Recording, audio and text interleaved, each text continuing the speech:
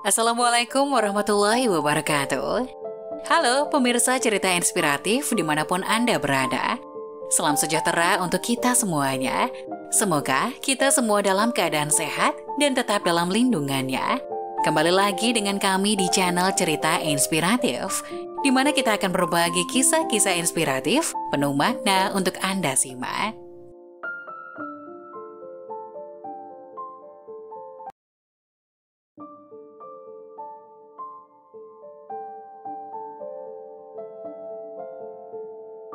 Ayah memaksaku menikah dengan pria bisu. Aku kabur di malam pernikahan. 4 tahun kemudian, saat pulang ke rumah, aku pun menangis. Cinta itu memang unik. Anak-anak muda yang dimabuk asmara terkadang lupa diri oleh yang namanya cinta. Kemudian, kehilangan kendali diri dan bahkan menyakiti orang-orang yang sangat dekat dengan mereka. Namaku Asyu. Tinggal bersama ayah sejak kecil. Dia adalah sesosok ayah sekaligus ibu bagiku, sehingga hubunganku sangat dekat dengan ayah. Bahkan sejak kecil, aku telah memikirkan kelak jika menikah harus mencari sosok pria seperti ayah. Ibuku sudah meninggal puluhan tahun yang lalu, dan ayahku tidak akan pernah menikah lagi sejak kepergian ibuku. Di atas meja di samping tempat tidurnya masih tersimpan foto pernikahan mereka. Aku tahu ayahku sangat mencintai ibu. Di usiaku yang ke-19, ketika itu aku menjalin cinta dengan seorang pria dari luar daerah. Orangnya baik dan gagah, juga humoris. Setiap hari selalu menghiburku dengan canda ceria yang lucu. Dan aku merasa sepertinya telah menemukan sesosok pria seperti ayah dalam dirinya. Tak lama kemudian, aku mengenalkan pacarku pada ayah. Ayah bertanya padanya apa rencananya di masa depan bersamaku. Dia tampak terbata-bata tidak tahu apa yang harus dikatakan. Kemudian ayah saya memberitahu banyak padanya tentang kehidupan. Setelah pulang, dia menjadi kesal dan marah padaku. Dia bilang ayahku kolot dan ketinggalan zaman. Karena sangat mencintainya dan di bawah pengaruhnya, perlahan-lahan aku lebih cenderung memihaknya dalam masalah cinta. Bahkan kemudian dia memintaku menikah dengannya di luar daerah, dan tanpa pikir panjang, aku pun setuju dengan usulnya. Ketika ayah mengetahuinya, dia sangat tidak setuju. Dia mengancam tidak akan mengakuiku sebagai anaknya jika aku nekat pergi dengannya. Ayah bilang, pacarku itu tidak benar-benar tulus terhadapku, memintaku harus berpikir jernih. Hingga akhirnya aku pun putus dengan pacarku, bukan karena pacarku, tapi aku dikurung tidak boleh keluar oleh ayahku. Setelah putus, hubunganku dengan ayah berubah drastis. Aku mulai membencinya, karena aku merasa dia telah menghancurkan cintaku. 2 tahun kemudian, ayah membawa seorang pria bernama Awe, anak dari keluarga penolongnya, dan memintaku jalan bersamanya. Awe terlihat sangat pemalu, dia selalu menunduk saat bertatapan denganku, sampai-sampai mukanya juga memerah.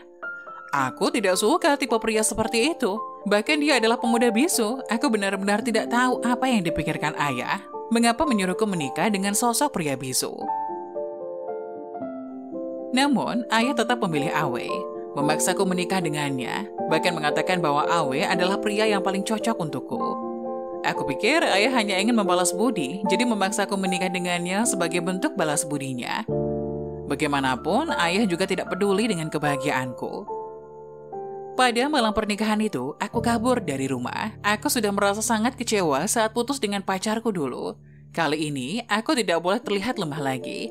Aku tidak ingin hidup dalam kendali ayah. 4 tahun lamanya aku kabur dari rumah sejak malam pernikahan itu. Dan selama 4 tahun itu, aku tidak pernah menghubungi ayah, juga tidak pernah pulang ke rumah. Aku menjalani hidupku yang getir di luar sana.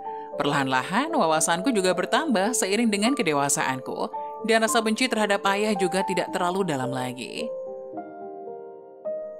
Malam itu, aku bermimpi tentang ayah lagi.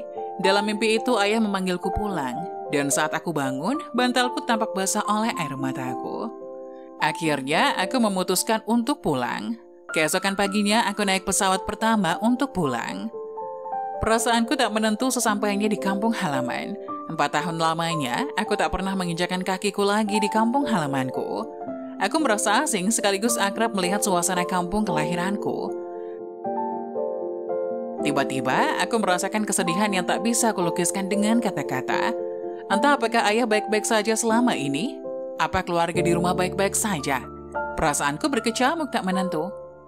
Halaman rumahku tampak sunyi dan terlihat sangat bersih dengan deretan bunga-bunga yang tak pernah kulihat sebelumnya. Perasaanku agak lega setelah melihat suasana itu. Setidaknya tidak terjadi hal-hal yang tidak diharapkan dan masih ada orang di rumah. Aku melihat pintu rumah tidak tertutup rapat dan terdengar suara seorang pria yang terasa asing. Ayah, apakah airnya panas? Beritahu aku ya, kalau panas, aku akan menambahkan air dingin. Perlahan aku mendorong pintu dan pemandangan di depanku membuatku menangis. Ternyata, Awe pria bisu yang kutinggalkan di malam pernikahanku itu sedang mencuci kaki ayahku. Aku melihat air mata ayah berlinang sambil berkata, Awe, ayah minta maaf, waktu itu ayah memang bermaksud menikahkan putriku dengan kamu untuk membalas budi kebaikan ayahmu. Tapi siapa sangka takdir berkata lain. Selama 4 tahun ini kamu selalu merawat ayah yang lumpuh, ayah benar-benar minta maaf.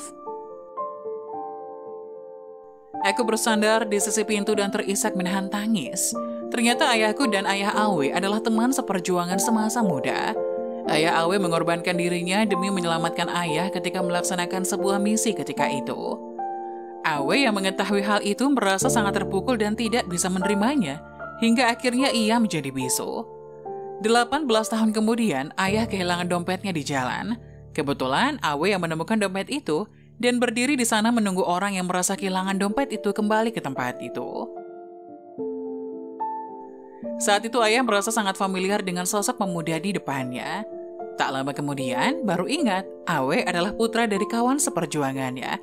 Setelah itu, ayah membawa Awe pulang. Ayah tahu persis Awe adalah sosok pria yang baik dan dapat dipercaya. Karena itulah, ayah memintaku menikah dengannya. Setelah aku kabur dari malam pernikahan itu, ayah marah-marah dan jatuh stroke saking emosinya ketika itu. Pada saat itu tidak ada anggota keluarga lain di rumah. Awe yang cemas dan panik juga tidak bisa berbicara, berusaha keras untuk berteriak. Dan siapa sangka, mungkin karena saking paniknya, tiba-tiba saja dia bisa berteriak tolong. Dan sejak saat itu pun, dia tidak bisu lagi. Selama 4 tahun terakhir ini, Awe lah yang merawat dan mengurus dengan tulus semua kebutuhan ayahku. Ya Tuhan, aku benar-benar anak durhaka. Selama ini Awe yang melakukan semua kewajibanku sebagai seorang anak, mengurus ayah. Berpikir sampai di situ, aku menutup mulutku sambil menahan tangis yang tak kuasa ku bendung lagi. Aku telah menyia-nyiakan sosok pria baik seperti Awe dan salah memahami maksud baik ayah ketika itu. Aku benar-benar bodoh. Sekarang aku pulang dan tidak tahu apakah Awe masih bisa menerima diriku yang sekarang berasa sangat menyesal. Dan apakah ayah akan memaafkan aku? Cinta kasih ayah bagaikan gunung. Lika-liku hidup yang mereka alami jauh lebih banyak daripada kita. Anak-anaknya lebih banyak memahami daripada kita, dan lebih akurat dalam menilai seseorang daripada kita. Mungkin ada kalanya, cara penyampaian mereka membuat kamu merasa kesal. Tetapi yang pasti, orang tua kita tidak akan pernah menyakiti kita, anaknya. Apakah kamu menyukai video ini? Jangan lupa untuk membagikannya pada teman kalian.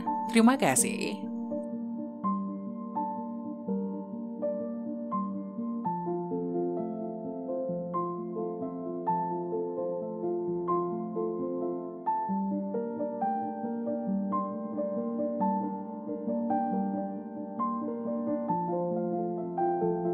Nah, bagaimana menurut kalian?